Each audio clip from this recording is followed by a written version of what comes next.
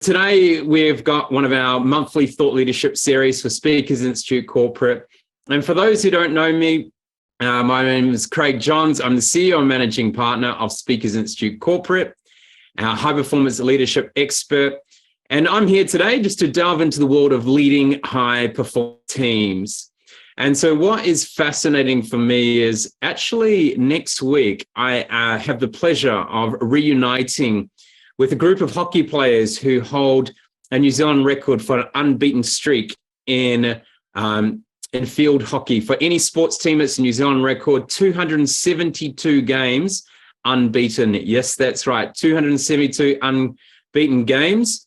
And that was 16 years before they lost one. So I managed to play the first 5. And so we're getting together. And as I was really thinking about this session, it brought back a lot of memories around what made that a real high-performing team. And so for them, I'm going to unpack a few things as we go through, and I'll come back to that men's hockey team. But to give you a bit more insight, we came from a small region of 5,000 people, so just a town of 5,000, where I lived on a farm. The next neighbor was a mile away, and so quite isolated. And we had much bigger, teams from much bigger cities that would always try and beat us, and they even had better players sometimes, but we always knew how to win. And I'm going to show you exactly what happens for them from a sport perspective. I'll talk about some things around the All Blacks, but also in the business world, how it relates and correlates into the corporate world and other teams that you may be involved in. But what is a high-performing team? And we see a lot of things, and I'm always quite fascinated to read when someone talks about high-performing teams and what it is. And I think sometimes they quite often will show things that are great performing teams, but they're not really high-performing or world-class teams. And so there is a bit of a difference. So I'm going to touch not so much on what a performing team is about today. I'm going to go that next level to what a high-performing team is. Now, as I share my screen, I just want to make sure you can see that. And if you can raise your hand, if you can see that, okay. Beautiful, cool. And I'll just get everyone else, if you can, pop your screens on. We'd love to see you as well. So let's have a look. What is a high-performing team? So when we unpack it, there are 3 key components of a high-performing team that you need. One is, there's the team factor. We've got a leader factor. And then the third part that is really important in here, is strategy. And strategy are things like your objectives, your goals, your KPIs, sort of procedures and sort of structures. I'm not going to speak about that at all today. But before we get to leading high-performing teams, I do want to talk about high-performing teams, because without their background, it's very, very difficult to see just to lead that. Now, when we look at this, the team, I want you to think about from a team perspective that no one is bigger than the team. And you may have heard, people talk about when we have an all-star team versus a team of all-stars. And a team of all-stars where you've got highly talented people, most often they will be beaten by an all-star team, okay, where people are working well together. From a leadership perspective, you are the leader in this model is the glue of the team. And the strategy creates focus and boundaries for the team. We need something to really focus on as we're going for the real big vision. But what I'd like you to do is I want you to pop into the chat for you, what makes what do you notice when you see a high performing team? Could be sport, could be music, could be in corporate, could be in other teams you're involved in. What do you see, or what do you notice when you see a high-performing team? If you can just pop that in the chat. What do you notice when you see a high-performing team? Collaboration, very good. I'd love to hear from everyone else. And hi, Raywin, Rob, and also Matthew, great for you to join us. Tracy, cohesion. What other things do we notice when we see high-performing teams? I know, Matthew, you're involved in the world of barista and the coffee and cafe world. I'd love to hear from you. And Rob, you've worked in government. So Amanda, positive energy. Yeah, isn't it so much when you see Rob there, complement skills, fantastic. That's a real good one. And we'll touch on how that works with talent. So for me, there are 4 key defining areas when it comes to a high-performing team. And if I think about a high-performing team, if we look at here, the All Blacks, they are the most winningest sports team in the world. Well over, I think it's 113 years now they've been together, maybe even longer. But they have a win record of 77% over that time, which is quite phenomenal. If you think about Manchester United, it's only 63%. So quite a big difference. But these 4 key areas, if we have a look at, these really are important when it comes to a high-performing team. The first one is vision. The second one is ecosystem. Now, for those who have been on the series, you might have been on one recently where we talked about creating an ecosystem, not an ego system. We've then got discipline. And the fourth one is courage. And so I'm going to unpack these and how they inside a high-performing team. Let's have a look at the first one. When it comes to vision, we need a big vision.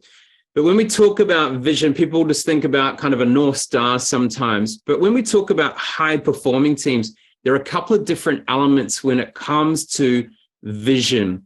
So the first one, obviously, you may have heard this, the big, hairy, audacious goal, or it needs to be big. From an external perspective, the vision needs to be big, must engage, and it has to frighten you. If it doesn't frighten you, it's not big enough, or it doesn't frighten the team, it's not big enough. But we also have an internal vision, and this is the vision for each of the individuals of themselves and what it can achieve through the team and for the team in a way. Here's an interesting one. Let's look at 2 types of vision here, and quite commonly, high-performing teams will have both of these. The first one is a positive one, where they really focus on a quality performance outcome. They're trying to perfect performance, whether that be, say, for the All Blacks, it would have been winning a World Cup.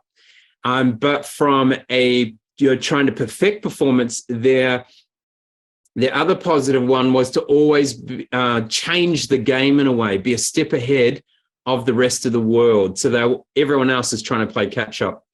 But they also have what we would define as a negative vision. And so this is about a fear of failure. Normally, when we look at high-performing world-class people, they have a high sense of self-confidence, high ego, like really strong self, but they also have a quite high insecurity. And that fear of failure drives them forward. And if I go back to the All Blacks, the rugby team, their fear, what their negative one was making sure they didn't disrespect the teams and players from the past or disrespect the jersey. And so it defines the minimum level of performance that you're willing to go to. And so it's really important to have both a positive and a negative vision. And that negative vision is just around what is it? What is that standard that I'm okay with, but do not want to go below that? So that's when we look at vision. So the second one here, and for those that have just joined, we're looking at 4 key components of high performance. The first one is vision. We're now going to have a look at the second one. And if you've got questions along the way, please feel free to pop it in the chat. So the second one here is ecosystem. And the first part of that is around the ability and talent of a team. And we had Rob there, he popped in the chat, complementary skills.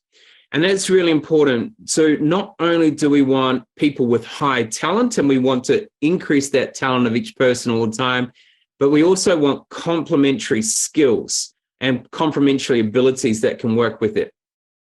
So, for instance, when I talk about the field hockey team I played for earlier, we had a couple of key people in there that were kind of real high-level superstar type players.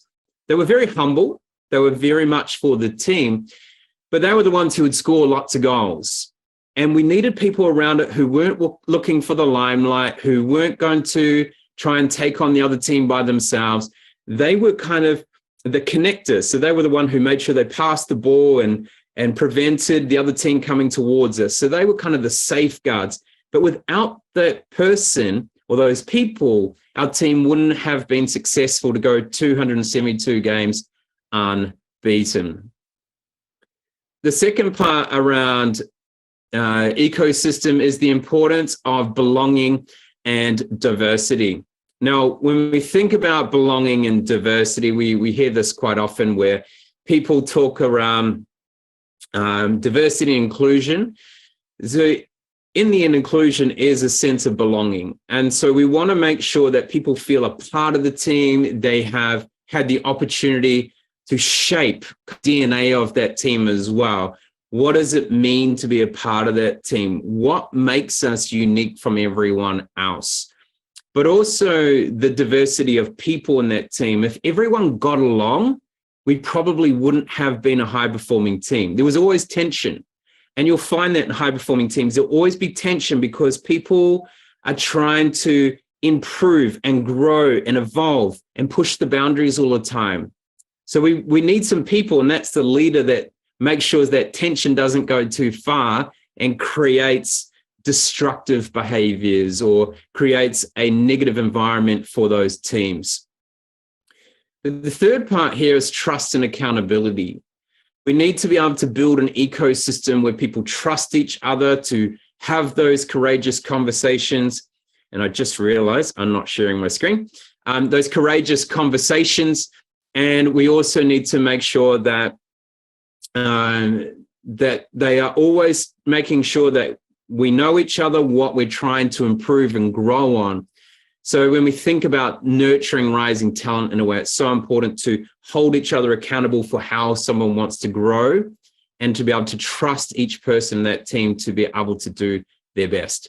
So we've got so far, we have the importance of creating an ecosystem.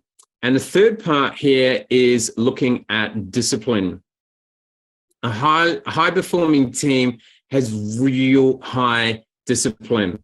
And so I'm going to break this down into three parts, three key parts that we find in high-performing teams with regards to discipline. The first one is mindset. They are never, ever satisfied with past achievements. They are always searching for that next challenge. How can they upgrade? What is that 1% extra I can get out of myself or out of the team? And it kind of gets to a point where from outside, sometimes people look at them and go, you're very critical of yourself. Why don't you give yourself a break? And yes, they could back off a little bit, but what determines why they become so good is that relentless pursuit. And it's so, so important that they have conviction to know there are always more that we can learn. The second one is around roles and responsibilities and the discipline that we need to make sure that everyone is clear around what roles each person has, because there's nothing more motivating in a team of not knowing what is required. So the importance of clarity around roles and responsibilities. And the third part of discipline is internalizing the DNA. What is it that shapes this team? What is the DNA, the makeup of the team, how it works and operates, attitudes and behaviors? And the discipline, is about having really clear boundaries of knowing what is acceptable or not acceptable. And that's what DNA is all about. And real high performers are able to internalize the DNA. Even when they come into a new team, they will internalize it, and then it'll allow them to be themselves with that DNA in there, because that is the true essence of self-discipline, is knowing yourself and knowing the environment you are in. And it's a quality that is shared by the best high performers in any shape or form, when it comes to the corporate world, or it comes to a community, or even a sports or music team or dance, etc. The fourth part here, so we've gone vision, we've gone ecosystem, we've gone discipline. The fourth part is courage, and the courage to be able to not only push the boundaries and get better, but also to challenge each other in a way. And the first part of courage when it comes to high-performing teams is having that ability to have uncomfortable conversations and giving each other permission to have those. What we notice in teams that are dysfunctional is that they will try and avoid the uncomfortable conversations. And to some degree, they will actually delay the conversation or they will extend the conversation. High-performing teams will address an issue fast and promptly. And that's the key. If you wait and let it fester, then it will start to degrade the culture of a team. Because when it comes to high-performing people, they have a lot of at stake and they know they must make the most of every opportunity because it may be the only opportunity that they get to really do something special. The second one here is they challenge themselves. You can't be world-class without having world-class problems. So if your problems are really small, you're not going to become a high-performing team. It will be too easy for you. To take that next step up and be a high-performing team, you need world-class problems. And therefore, you need the courage to step out and chase something, a question that no one else seems to be answering or has answered. So what are those questions that your team is asking? And the third one, most importantly, is to change the game. If you want to be a high-performing team and a step ahead of your competition in the corporate world, or if you are in a sports team or involved in dance or something like that, you need to think about how you change the game. If I go back to the hockey team that I mentioned at the beginning, 272 games unbeaten, that is 16 years. So you can imagine in 16 years, a lot of them had children. The team is changing quite often, but there was a core group of people in that. And every time a team tries to play you, they always bring their best game. When you are winning, they are always trying to bring their best game all the time. And so if we focus on trying to beat that team, we would not grow and evolve. So we had to think about how do we change the game of hockey? Okay. And so if you're in your corporate world, how do you change the face of the research you're doing? How do you change? And I know Matthew does this all the time, and he's works in the world of barista and coffee championships. And they're always trying to evolve the world of looking at different coffee beans, different styles of the way that you do baristaing or you brew coffee, etc. What different coffee beans can we use? And so always trying to change the game. And I want to challenge you to think about that if you're working with a team and you want to become a high-performing team. So those three key elements of a team of courage: uncomfortable conversations, change yourself, and change the game. All right, so 4 big ones so far. I just want you to pop into the chat something that has stood out for you so far before we move on to the role of the leader when it comes to high-performing teams. Just pop it in the chat. What's something that has resonated with you, struck a chord, maybe disrupted you a little bit about what we've shared so far? And while we're doing that, for those who come on a little bit late and missed the first slide, there are 3 key components to a high-performing team. You have the team part, you have the leader part, and you have the strategy. And today we're not touching strategy. We've just done the team part, and now we're going to go into the role of the leader. So Rob, there, the positive and negative elements to vision is something I'm not considered previously. Yeah. I know when we do things like limiting beliefs and what's holding people back or self-sabotage, I notice with high performers, they really have a strong insecurity around a fear of failure or not being good enough. And it's very, very common. And so I kind of wonder sometimes, should we try and fix that? Or should we just manage that in a certain way, that limiting belief? Because it does fuel the fire in the belly. Raywin, addressing things quickly is key. 100%. 100%. Things get messy when we delay them or go, or maybe that will just go away. And the importance of being able to address those quickly. High discipline, 100%. They have great discipline. And an interesting thing is when we look at the correlation between vision and discipline, the clearer your vision, so the greater clarity you have on the vision of what you're trying to achieve, the easier it is to say no to the distractions.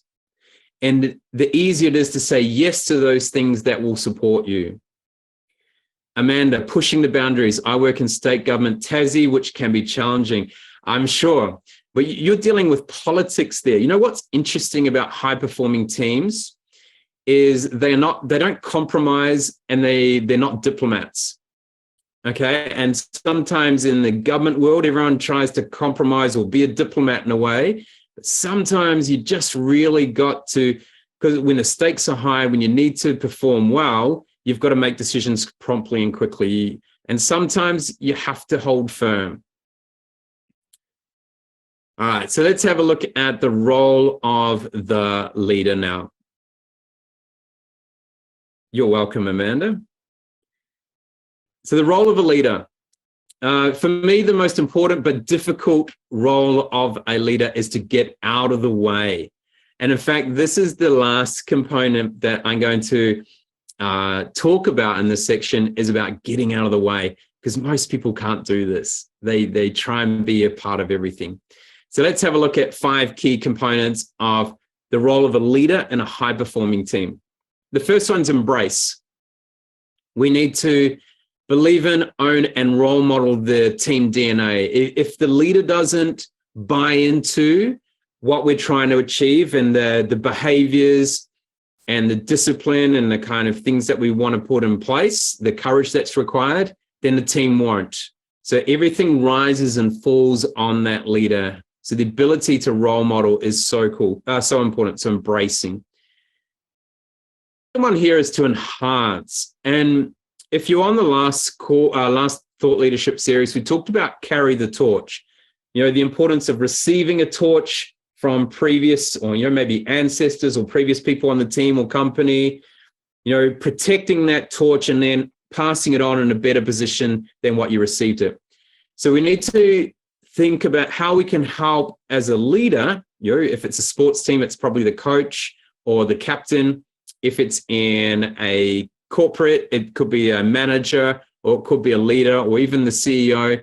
And their job is to not only just run the team, but also make sure every single person and the team are evolving.